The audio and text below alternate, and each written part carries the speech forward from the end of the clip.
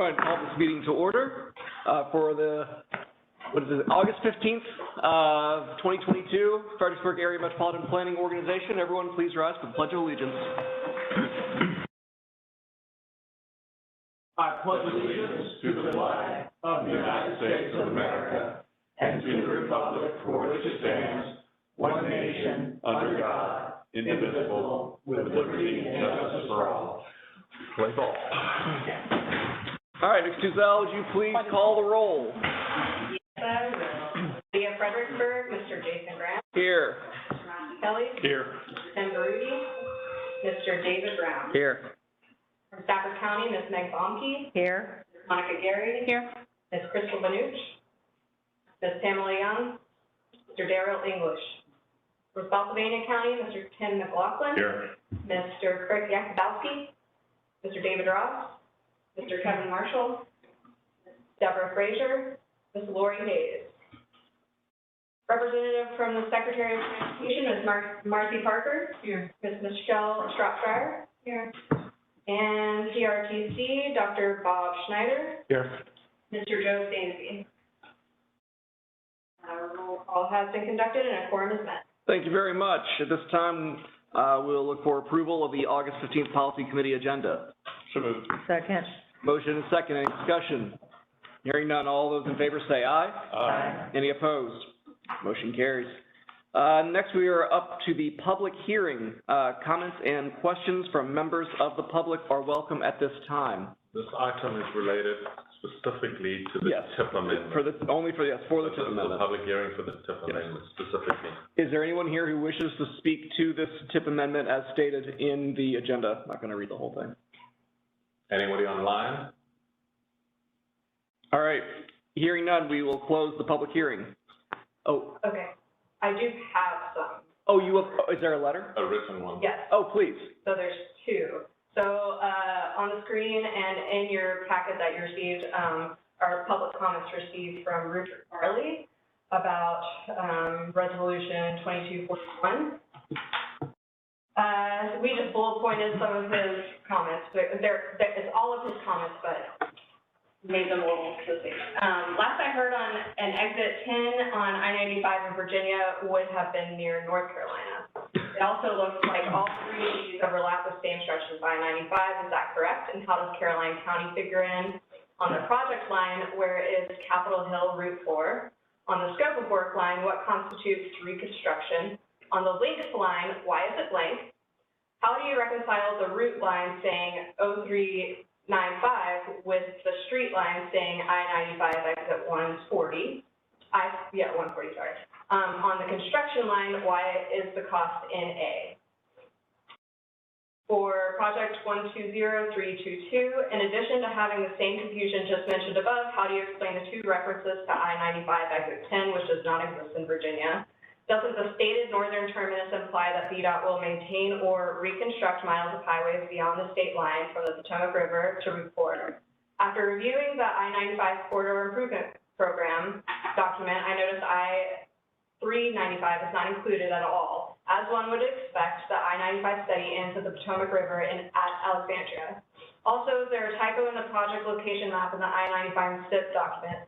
It shows an I-495 logo east of Springfield, and I thought I-495 went only west of the 95, 395, 495 interchange in Springfield.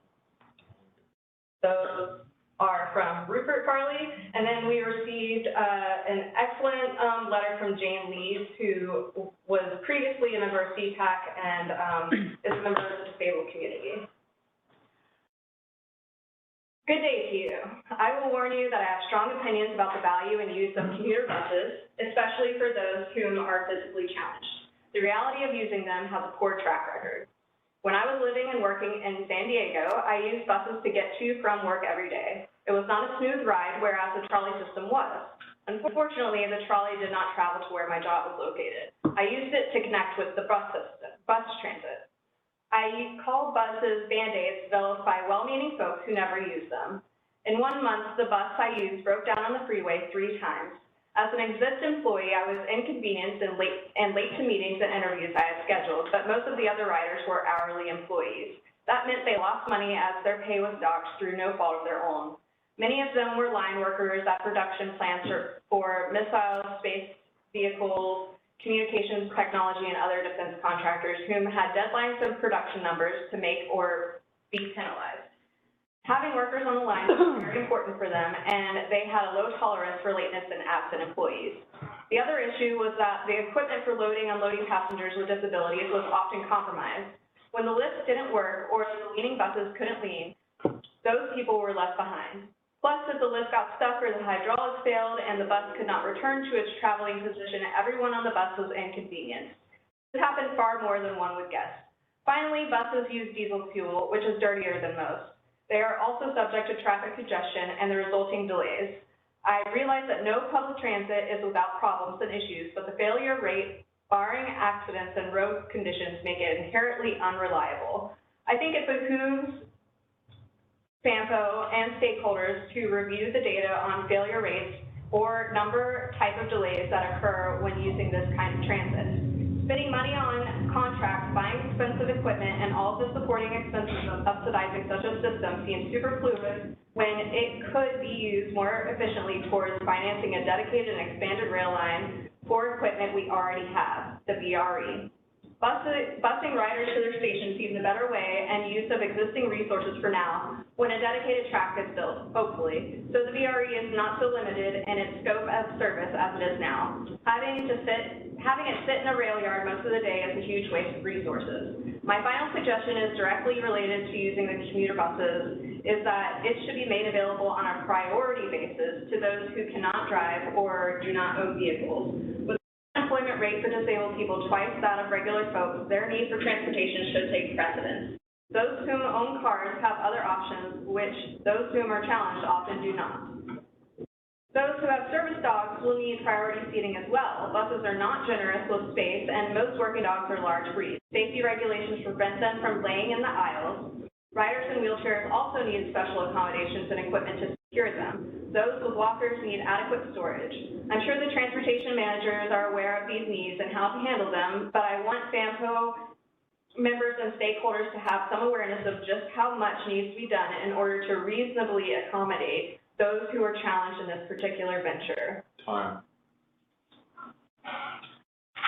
Thank you for those letters. At this time, we have public involvement. Close. We can close the public hearing. Thank you. Yes. Now public question. Do we respond to these? So in terms of Rupert's comments, we have already taken note of all of those, and you'll see attached to your agenda, there is the amended tip block, because Rupert is correct.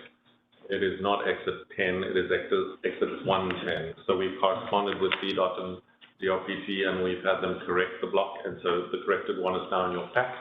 So we've dealt with that. A lot of the other items in Rupert's comments relate to infrastructure, and this is about buses, not about the actual infrastructure, so we'll pin those for now.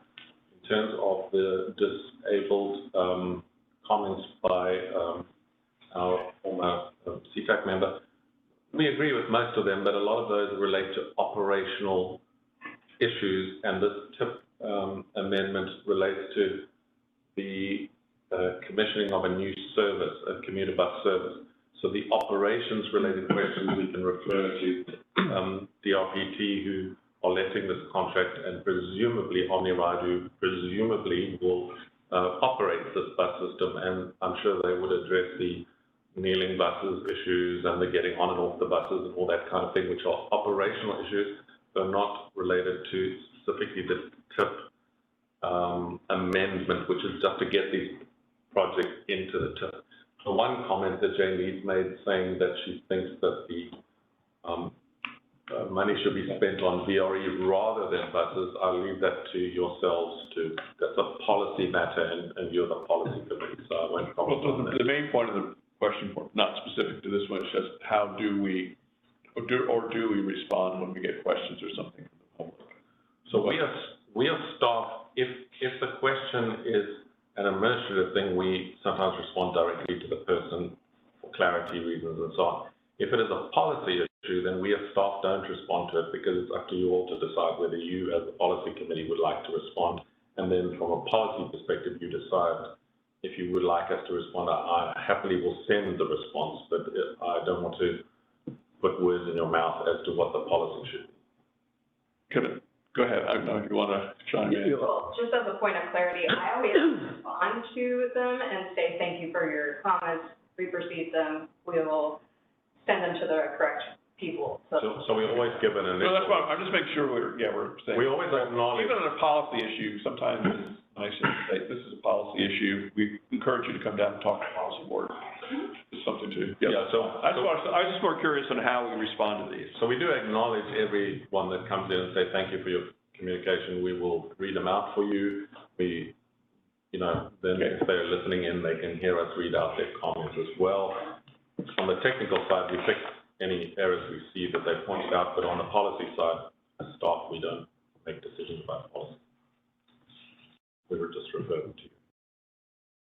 Actually, I do have a question on that part. With the UPC, 12321, I know in some cases the funding itself is restricted to the particular type of transportation. I don't know in this case if that was. So this particular set, it's 3 commuter buses, right, which were recommended in the I-95 corridor study. Mm-hmm. The CTB then took the prioritized list of recommended commuter bus routes and approved them for funding. That's right. So the CTB took that decision, not us. They then sent these to us to request us to put them in the TIP, because of course they can't spend the money if it's not in the TIP.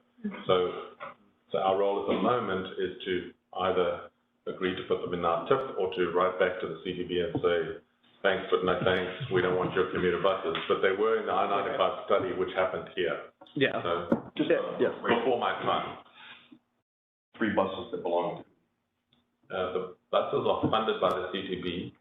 It'll be a contract. So it'll be a contract by DRPT, I believe, with an operator. And in this case, I think the operator is likely to be OmniRide, but they're not officially being signed. Is this just running buses with computer lots somewhere? Yes. So they get asked by DRPT to please run the buses, and then they have a contract. That's how long is it contract? And what happens? It's up to DRPT. And when's the money run out, I guess? Who pays for it once the initial CTB? It's a DRPT-driven service, including the assets. So really, it's funded by the toll payers through the corridor. All right. So can we officially? Yes, that was just okay. At this time, I will declare the public hearing closed. Thank you. Welcome. We now move on. Item 6, public involvement. Comments and questions from members of the public are welcome at this time, and staff will also read comments submitted by the public prior to the meeting. Is there anyone present that wishes to provide any comments or questions? Do we have anyone online who wishes to speak at this time? Do we have any letters from the public? Yes. All right. This is from Jennifer Little, and it is about the Lafayette Boulevard improvements. I gather that VDOT and Fredericksburg are joining forces to improve, i.e. develop pedestrian and bike-friendly pathways along Lafayette Boulevard. I love the idea and would appreciate it if it comes to fruition. However, I am disappointed that Spotsylvania doesn't appear to be on board with the southern section of Lafayette, where it is desperately needed as well. I live in the Spotswoods Estate area. We have a commercial building that houses a community center with a local church across the street and within the neighborhood and elementary school. I've witnessed parents of children trying to walk along and cross Lafayette. I've seen individuals trying to exercise bike walk along Lafayette. This should be part of the improvement project as well. The Spotsy section of Lafayette is a strode with an emphasis on Highway Business 1, promoting high-speed traffic, larger transport vehicles, and unnecessary bypass traffic through a suburban neighborhood, the Spotswood Estates. The project proposed only addresses a part of the issues faced by residents. Safety promoting walkable, bikeable neighborhoods should be a priority along the entire length of Lafayette. This includes traffic calming measures such as periodic traffic islands to keep aggressive drivers from using the center turn lane as a passing zone, streetscaping, multimodal pathways, and a complete street concept, and decreasing the speed to a max of 35 miles per hour the entire length of Lafayette from actual Highway 1 across the Fredericksburg city boundary. I realize this needs to be done in phases, but it defeats the larger purpose if the whole of the area is not improved.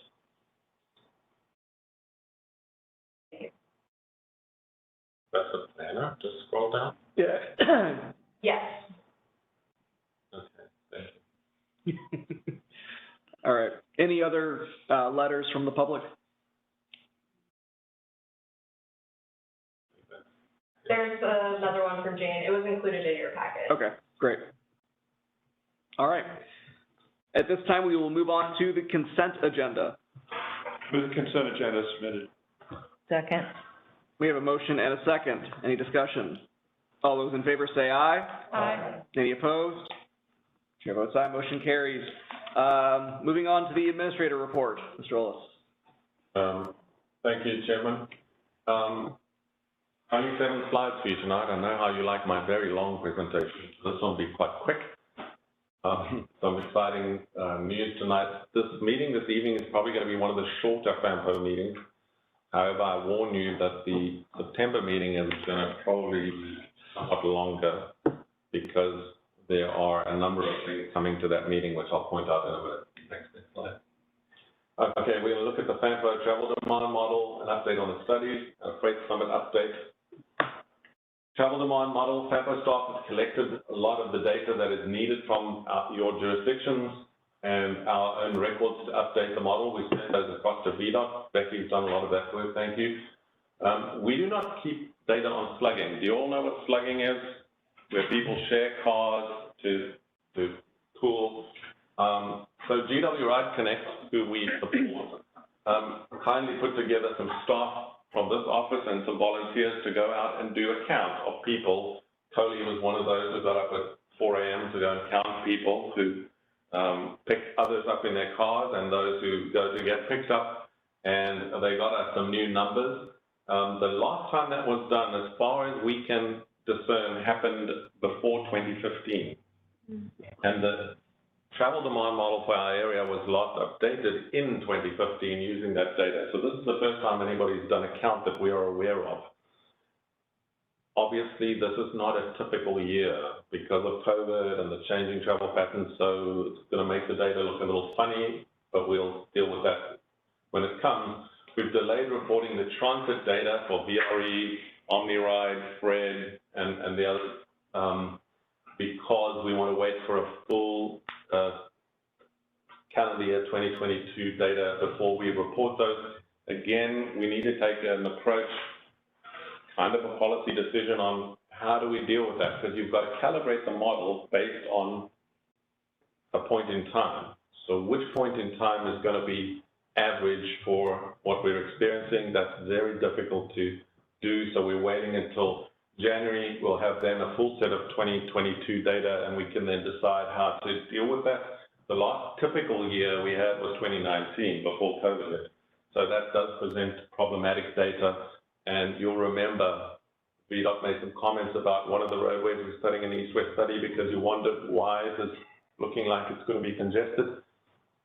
Because the travel demand model showed us that it's going to be congested. And the question now is, we have to think through what is going to be good data. And Jamie at the back will tell you, it's very difficult to know what is an average year, to know how to calibrate the model so that it gives you good results. It predicts. The model is there to try and predict.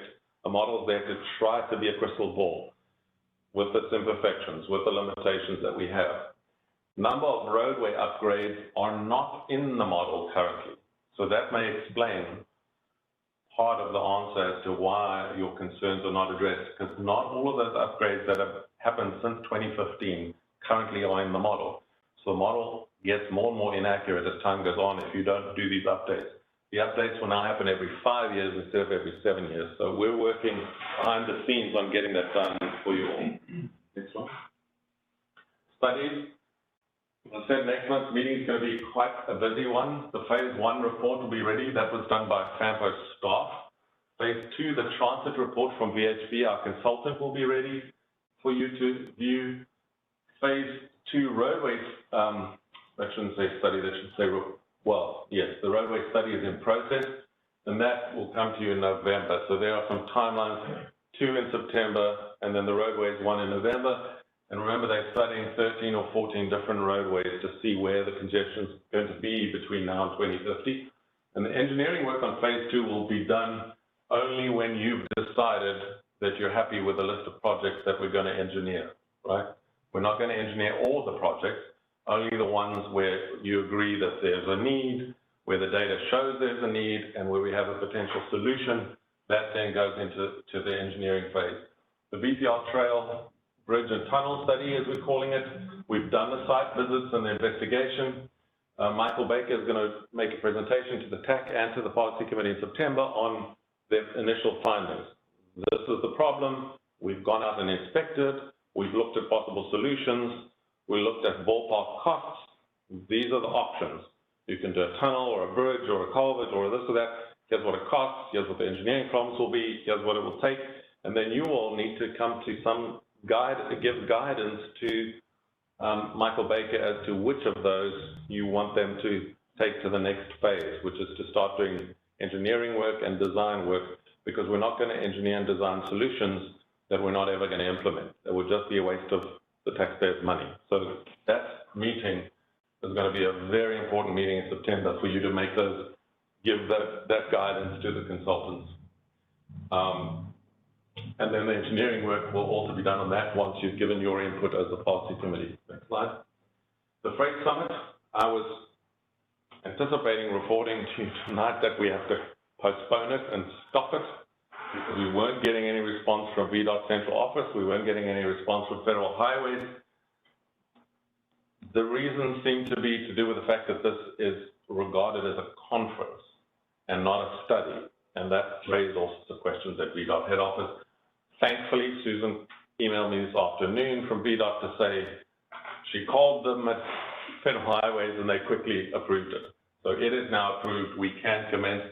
We've contacted Cambridge Systematics to say, is there still enough time for you to do the research work that you need to do before we get to the actual Freight Summit?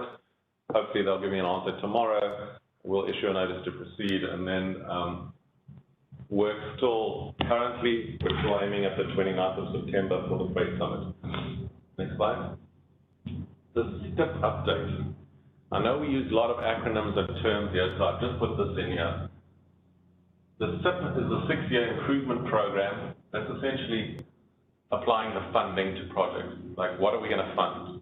And the state decides which things to fund in the CP. Then we have this thing called the STIP, Statewide Transportation Improvement Program. That's the list of the projects within a 4-year time frame. And I've got some STIP experts in the room, so I've got to be careful what I say here. But anyway, that's just a general summary of what it is. It's the list of projects that are approved for funding and that are in the cycle for the next 4-year period. And the TIP is local. That's the FAMPO version, which has the 4-year list of transportation projects that are programmed and financially constrained, which means we can build them. So that's what those 3 things mean. We're in the process now of creating 2 new documents. The new Virginia STIP update, which we've started work on together with VDOT. We have to verify that the correct projects are on the list to be included in the new STIP, that the details of those projects are correct, and that we agree with the thing before it gets approved. And then following up on that, FAMPO needs to start work on constructing a new TIP locally again, to make sure we have all the correct projects, that they're all in the TIP, and it's more than a rollover, it's actually a new document. So we will have to do that as staff here at FAMPO. Next slide. Fredericksburg Station renovation. I included this in your pack. The Clark Construction Group of Bethesda has been awarded the contract for the Fredericksburg Station rehabilitation. That's the first one of the 3 stations that are going to be renovated. That's roughly what the cost is of the project. They're preparing to move on to site early fall. So September-ish, we're expecting them to move on to site. The contract has been signed and it's a go. We're still working on the why congestion is so bad workshop for the policy committee, and we're going to look at some technical experts to come and give you just some, put on a workshop to just talk about what causes congestion, what usually helps to ease congestion, and how we can work with that. I want to introduce our new staff member to you. John, I want you to stand up a minute. That's Dr. John Ryder. John comes to us from one of the MPOs in North Carolina. We're very excited to have him. I'm portraying him as a tip expert because he worked on their tip at the MPO in North Carolina. And so now, thankfully, I can breathe a sigh of relief because I have somebody in-house who can take that over. Remember, Jordan was doing that for us, and she's moved on to another position. So welcome, John. Great to have you. And he will, VDOT, I think, will also be glad that we've got someone in-house who's quite a tip expert. So thanks. Welcome, John. We're interviewing for one more planner vacancy that we still have. Our new CTB member just happens to be in the room, who came along tonight. And we haven't officially been introduced, but I'm going to meet her later. And with Laura Sellers, welcome. Thank you for coming. We don't always have CTB members attend, and we really do enjoy having you here. Feel free to ask questions or raise comments as you like. The Virginia Passenger Rail Authority is a new institution. We also have a new member from our region, Mr. Charlie Payne. Some of you may know him as an attorney in the region. Those are two new people that have recently been appointed. I just thought I'd point you to their appointments. And we congratulate them and thank them for the service that they do give to our region. Some good news as well, the Spotsylvania 2022 RAISE grant application was successful. And this is for 3 projects on US 1 that are related or connected to the new VA clinic. And that's a $3 million request, and it was fully funded. So we're really excited for Spotsylvania and the region that we can have projects like this federally funded. That's all I have for you today. I'll take any questions, but I'm done. Ms. Bonke. So I have a question. Can you explain to me what the new I know what VPRA is. What is the responsibility of the appointee, Mr. Charlie Payne? Well, he would be a board member. What does the board member do? What kind of decisions do they make? And are they related to land use issues, because that's what he does for a living? So my question would be, is there a conflict of interest in decisions that he would be making on behalf of the public? That's a very good question. So the Passenger Rail Authority, any land, and we've got the DRPT in the room, so they might want to comment on this as well, but land acquisitions that are done by the Passenger Rail Authority would only relate to rail track. So there was that $3.7 or $3.8 billion deal to purchase half of the right-of-way, the rail right-of-way between Spotsylvania, well, actually Richmond, I think, was it from Spotsylvania to DC. Anyway, half of the rail right-of-way was purchased, sorry? Richmond to DC. Half of the right-of-way was purchased from CSX to be owned by, and this is the organization that's going to own it, not DRPT. VPRA will be the asset owner of that rail right-of-way, but it doesn't relate to residential property or that kind of thing. It's strictly for trains to run on the line. Okay. So I assume that the property purchases all relate to that kind of thing. But I stand to be corrected. I don't have all the information. No, I think you're good. Yeah. He has to abstain from any conflict of interest. He has to go through ethics training and all kinds of stuff. When he gets appointed as FAR, she has to go through all that stuff. And if there's a conflict, he has to abstain from any of those. Well, it's one of those questions that a lot of people think and talk amongst their peers about, but nobody really asks the question, which is why I asked the question. It's an important question. Yeah, absolutely. All right. Yes, Ms. Kelly. 2 comments and a general question, staff. First, welcome aboard, Laura. Laura's been with us before, so she knows most everybody in there. It's a good thing. Looking forward to working with you on that front. Mr. Payne's appointment was a little bit of a surprise, but I do want to publicly thank Mike McLaughlin at VPRA, because he did contact us and say, we've heard that you guys in your region feel that you're kind of getting shortchanged on a lot of these appointments because we get lumped in with, sorry about this, PRTC and other organizations, and frankly, FAMPO is a different animal.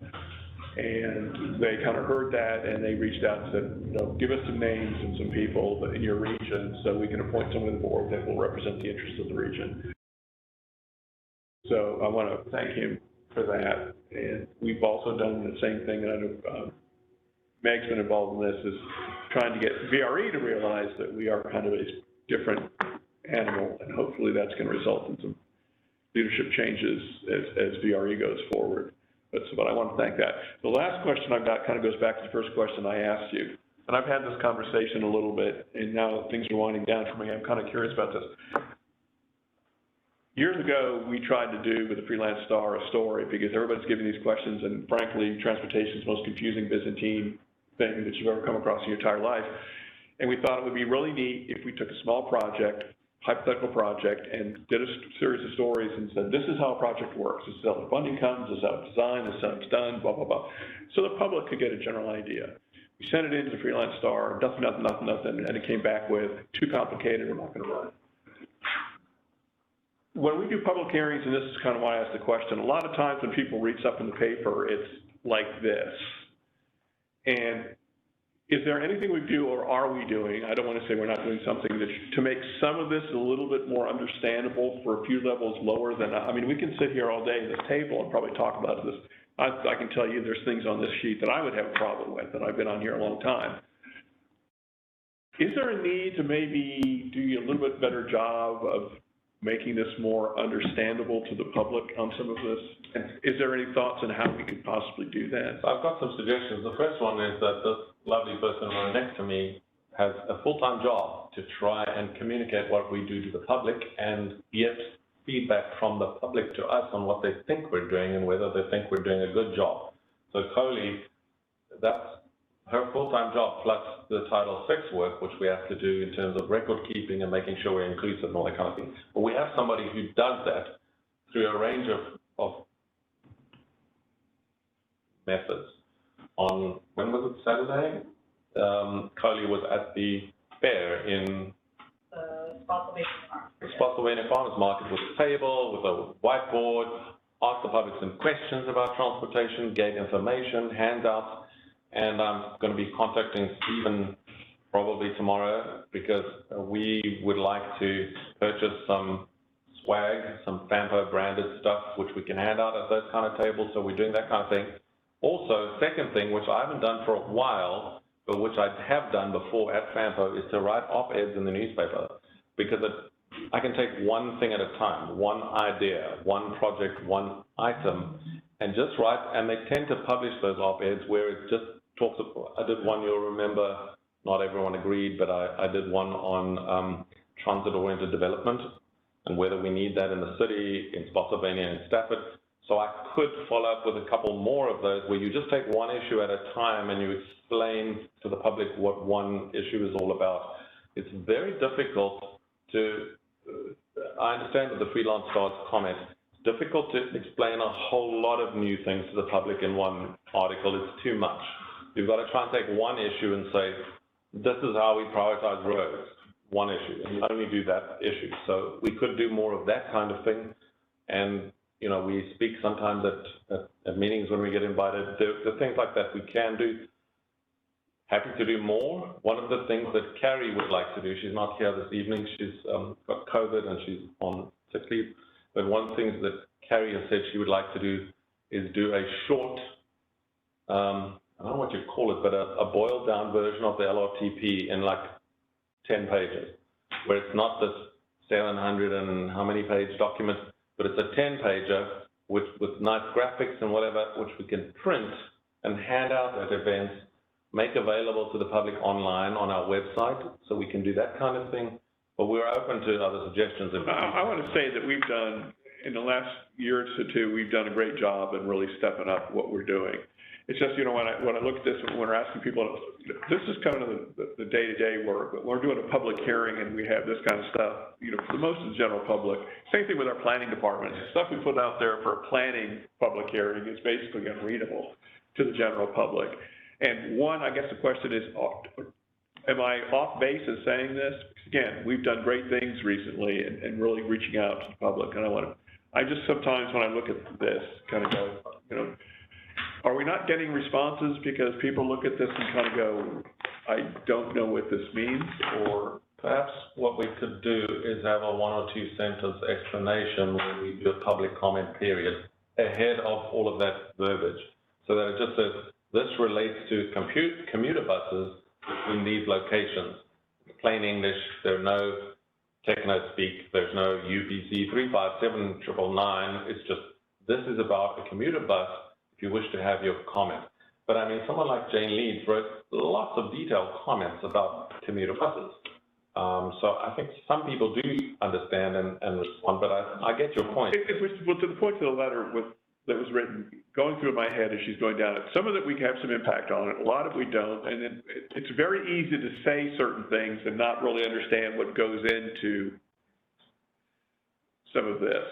And I think sometimes it frustrates people because, you know, for us, it was always for years, oh, you just need to stop development, and that'll take care of everything. And you're kind of going, you know, you really can't do that. You know, Virginia's a property rights state. You get property, you got to do it. Just trying to respond to some of that, or at least getting people, as they come through something like this, come out with a little bit of more understanding of what's going on, because then we'll get more feedback. But again, I'm not criticizing. I'm just wondering, is there a problem here and is there a way to deal with it? So we will certainly put perhaps a little more explanation on public comment documents, so that there's plain English at the top before you get to all the verbiage of the detail of techno speak that we all engage in. So we can just do that.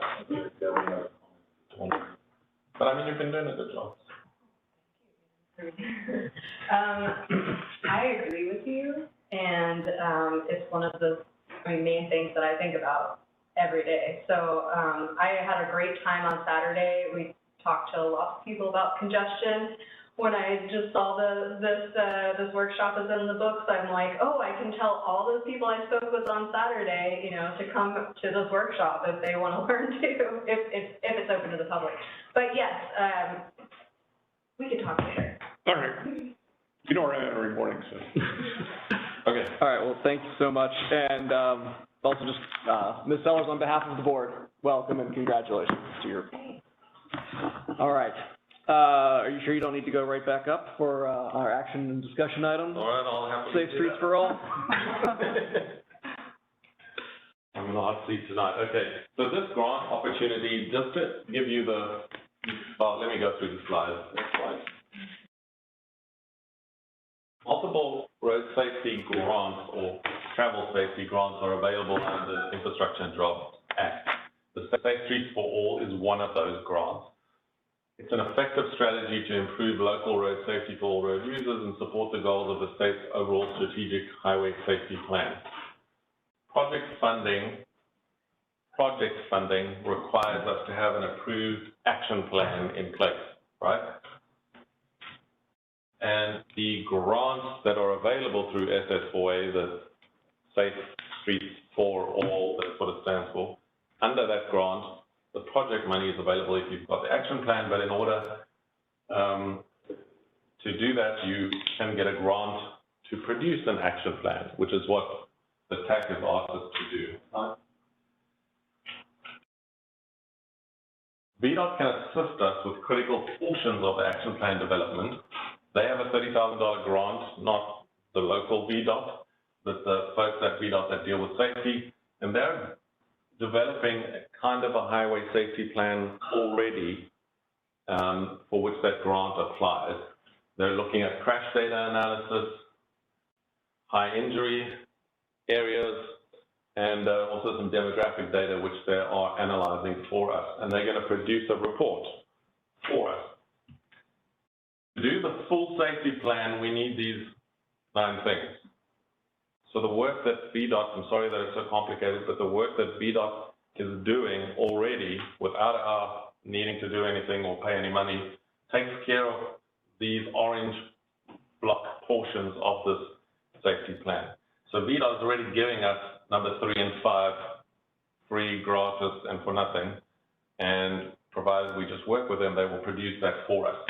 The other items we need to produce in order to get the full safety plan, action plan, so that we can get the grant money to build improvements, safety improvements. Next slide. The grant applications are due on the 15th of September. FAMPO / UWRC will be the consultant to complete the remaining portions of the action plan. And we would need to apply for grant funding to complete those remaining portions. The grant requires a 20% match. I put in the slides the links, and you have that in your pack, so you can read it for yourself. TAC has recommended that we look into this as it's key to getting the funding to build the projects. If you don't have the action plan, you can't apply for the funding. And there are billions of dollars in that particular Safe Streets for All program. Next slide. So we as staff recommend that we apply for $120,000. The match at 20% is about $24,000. TAC and staff are proposing that we look at all 5 GWRC jurisdictions and not just the FAMPO jurisdictions in order to do this, to create the safety plan, because then jurisdictions can apply for funding for projects that are recommended in the safety plan for all 5 jurisdictions. It would be a little daft to try and create a separate one for the rural jurisdictions because we don't have to. We can do it all at once. The award, the grant to create the action plan will be awarded in the summer of 2023, and it then makes you eligible for highway safety improvement funds and also these Safe Streets for All project grants. Next slide. So what if we've been talking to some of the jurisdictions already, particularly the rural jurisdictions, to see whether they want to participate. And this is what the numbers look out like. We've used the GWRC dues formula. So the formula that GWRC uses to calculate the dues to GWRC and FAMPO from the jurisdictions, we use the same formula. And if we only have the 3 jurisdictions, those are the amounts that would be applicable for the 3 jurisdictions. If we split it 5 ways between the 5 jurisdictions, these are the amounts would apply so that you know what we're talking about. And this is not a lot of money to implement. And TAC has endorsed option B, which is all 5 jurisdictions, and then we create a safety plan for all 5 jurisdictions. And that's just some technical details about the act that's involved. Further information for you, the Caroline County, at their meeting last week, took an in-principle decision to support this and to participate, and they're prepared to pay their portion of the dues. King George County has a meeting tomorrow night, and they're amending their agenda, I believe, to add this to the agenda to have a discussion there. We don't know what their decision will be, but again, it's not big money for their jurisdiction to contribute, so I can't see them turning it down, quite frankly. However, we do need to move quickly because the 15th of September is the deadline. Becky and I need to fill in that application, which involves some work. It's not just give us money, it's got to provide supporting documents. We would ask each jurisdiction to supply a letter just supporting, a letter of support for the grant should we go ahead. But it was something that the TAC asked us as FAMPO staff to research. The TAC has endorsed us going for option B over here with all 5 jurisdictions. Mr. Chair, we'd like to get a resolution of support from FAMPO, and we can do either option. We can do the FAMPO jurisdictions or the GWRC jurisdictions. It doesn't matter to us as staff because it's the same staff that's going to do all the work anyway, whichever way you go with it. That's where we are. All right. Thank you. Thank you, Mr. Schultz. Yes, Mr. Kelly. I don't want to make this super confusing. I think we all realize this is something we want to do. And if we're willing to do it and willing to pull trigger on it, let's just pass it and say, we're going to move forward on it. If we get the funding from the other jurisdictions, fine. If not, I don't think anybody else is going to have an issue with it. Right. So I don't know. It's option B is what you're proposing. I move option B. All 5 jurisdictions. Okay. Second. Second, All right, we have just say support doing it, and Yeah. if they don't do it, then we're all going to pay the money anyway. All right, well, we have a motion and a second for option B. Is there any further discussion? All those in favor say aye. Aye. Any opposed? Chair votes aye. Motion carries. Thank you, sir. What's the next? Okay, the next item, believe it or not, is a bylaw amendment, Mr. Chair. And it's a very tiny bylaw amendment. You all know about it because in June, you voted to support, in principle, amending the bylaws to add 1 non-voting member to the policy committee. And it's item number 10, which you can read over there.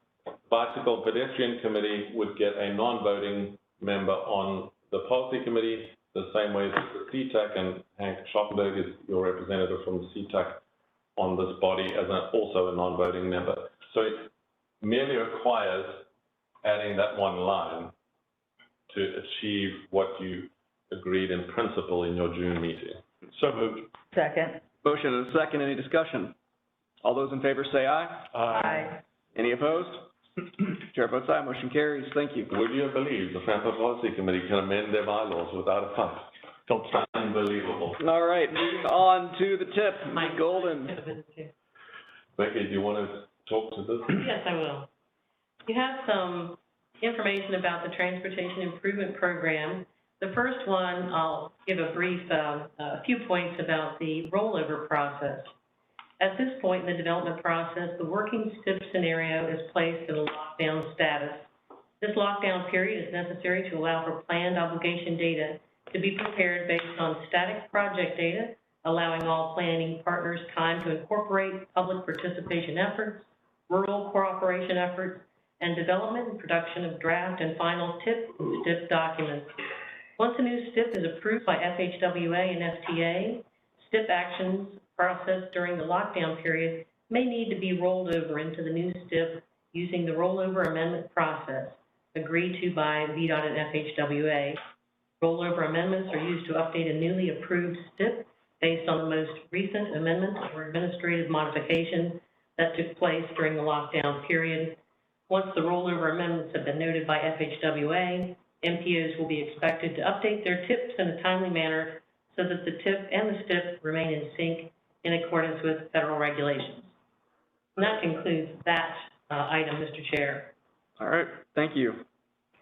The item number C2 is an administrative modification for Fredericksburg Transit, and this is for the HVAC, Central Control System replacement.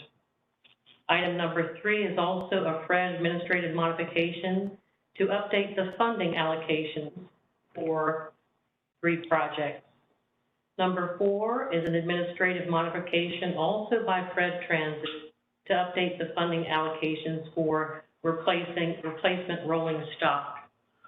All 3 of those, 2, 3, and 4, are administrative. You don't need to make a decision about them, but we are, even for administrative amendments, required to inform the policy committee so that you know that we are making those changes. But they are technical, changing the year, moving the dollar amount from one year to another. There is no impact directly on FAMPO. And I don't know if Fred wants to add anything. Nope, that's it. Okay. Basically moving it from one funding year to another. There we go. All right. Keeping modifications. That's fine. Yep. So 5, Last one. we do need action on, so. Number 5 is the Resolution 2303 that you had the public hearing on earlier in your agenda. And also, this is one that stapled to your hard copy of tonight's agenda is the correction of the tip block to correct exit 110 from the exit 10. And Mr. Ellis, will this be processed as an administrative amendment to TAC and Policy Committee next month? No. So we just, during the public comment period, received comments, and as public comment functioning, Rupert Farley pointed out, staff also picked it up. We agree with Rupert Farley. We contacted VDOT and DRPT and pointed out that there's numbering incorrect, exit 110. We've made the amendment. It's here on your table tonight. So all that's required is that when you adopt it now, you adopt it as amended with the amendment here, just to fix the exit 110. We don't need another public participation period for correcting this. Yes, unfortunately, at least I hope I'm wrong. I feel like the Capitol Hill is exit 4, not Route 4, where it says exit 140 west, Stafford County to Capitol Hill. I've got an answer for you. Thank you. This is actually Maryland Route 4. Maryland Route. Which turns into Pennsylvania Avenue. So Thank you. So that I have been, every time I look at that, I'm like, I know I'm wrong, but I know there's an exit 4 around Capitol Hill. That's the reason that I was starting to, because I used to live very close to there. Well, believe me, Coley and myself and Rupert, we're all trying to figure out the cipher that. So I Google Maps Capitol Hill and Route 4, and Maryland Route 4 is Pennsylvania Avenue when it crosses into DC. Perfect. So it is correct. I'll move resolution 2303 as amended. Correct. Thank you. Thank you. Second. We have a motion and a second. Do we have any further discussion? Hearing none. All those in favor say aye. Aye. Any opposed? Chair votes aye. Motion carries. All right, moving on now to VDOT FAMPO TDM update. Ms. Golden. Thank you. Mr. Hollis gave you the high-level view, and I'll quickly go through kind of the some of the details. We went through this as far as what's required. VDOT tasked staff to look at all the projects, active projects in the system, and find out the in-service year that they are anticipated to be finished, and also to give them latitude, longitude of the start and end points so that they could build a map within, or layer within our congestion model. Next slide, please. We inquired with our transit partners and worked with all of the VRE, FRED, PRTC, found their routes, their schedule changes, their fares, and everything except the ridership information that we will true up in January of 2023 is completed. Next slide. We developed a document that went through every UPC that there is in the system. There are about 300 or 400 of them, and project name, a project scope, and then the coding folks down at VDOT wanted the actual design of the interchanges so they could code them. We have an impressive list of projects finished since the last update. Yes, Mr. Just for some new folks in the room, UBC stands for Unique Project Code. It's a number that VDOT and others use to identify a project. So instead of looking for road 3, UBC is it's just a project Like code. a social security number. Yeah, it's unique, and they are assigned in sequence. And in addition to that information that was on the last slide, latitude, longitude, and in-service year was also provided.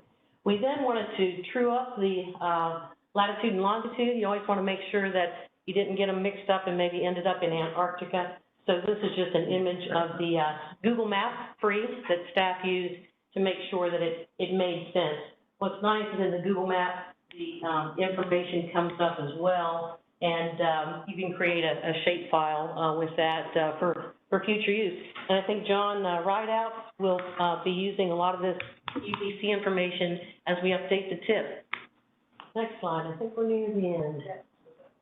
Okay. Mr. Ellis, do you want to help with this last slide? Sure. So this depends on how deep in the weeds you want to get, but we had to come up with 2022 population numbers, which we effectively don't have. So what we've done is we've asked VDOT modeling team to extrapolate from the numbers we do have, which we had for our long-range transportation plan, remember, and we paid a consultant to verify the population numbers in each transportation analysis zone.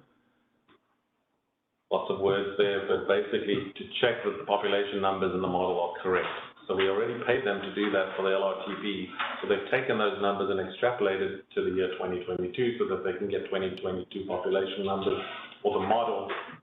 And then in terms of the transportation analysis zones, which is a unit, a geographical space on the ground, a unit of measurement, we were reminded by VDOT's modeling department that the FAMPO TAZs, transportation analysis zones, will in future not match up with the Census Bureau's block groups and census blocks because they're about to publish or have just published all the new census blocks. So the new geography that the Census Bureau has published now as a result of the 2020 census no longer lines up with our transportation analysis zone. So when you try to make maps with population and other numbers, it's 10 times harder now because you don't have similarity.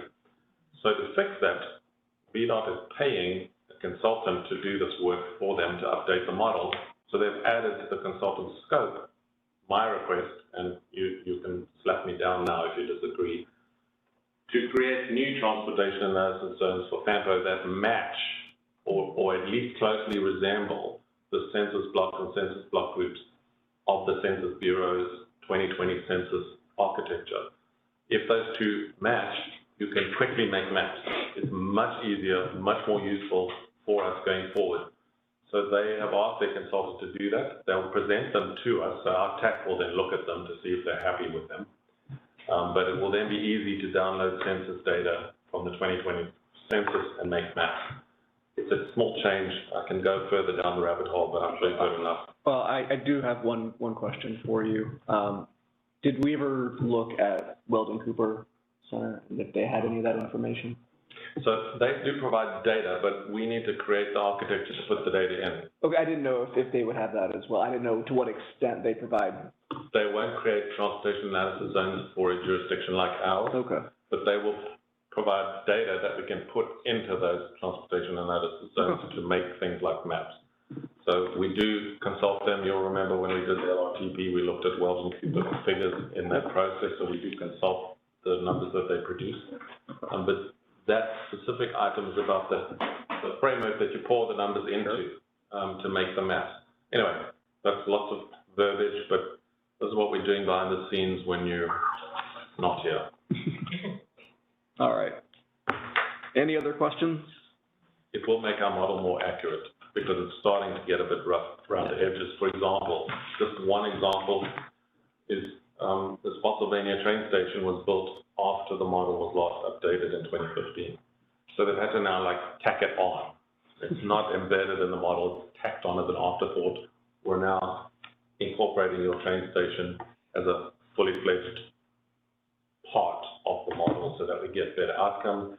And some of the roadways just were upgraded by VDOT or by a jurisdiction themselves, and they're not in the model. So the model still says that that road is congested when it might not be because it's already done some work. We're now fixing that so that the model is more accurate. Thank you for that update. All right, moving on to correspondence. This is just a letter we got from Mr. Dalton at BRE. I've told you about this already. It's just in your packet. Yeah. All right. Any other correspondence, or is it just this? Nothing for this particular meeting. All right. Moving on to staff and agency reports. So we've already introduced Dr. Ryder. We are interviewing, I hope, this week or early next week for our last vacancy, and we hope to fill that soon. We've got a number of candidates.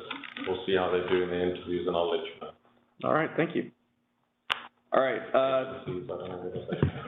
Any board member comments? Does VDOT or DRPT have any agency reports or Fred? Okay. Good. All right. Board members? All right. I told you this would be a short meeting, but I do want to again, there's lots of reading in the September meeting. So well, then in that case, I'll think about you guys all. We'll be preparing now. We are adjourned. All right, thank you. Do you need a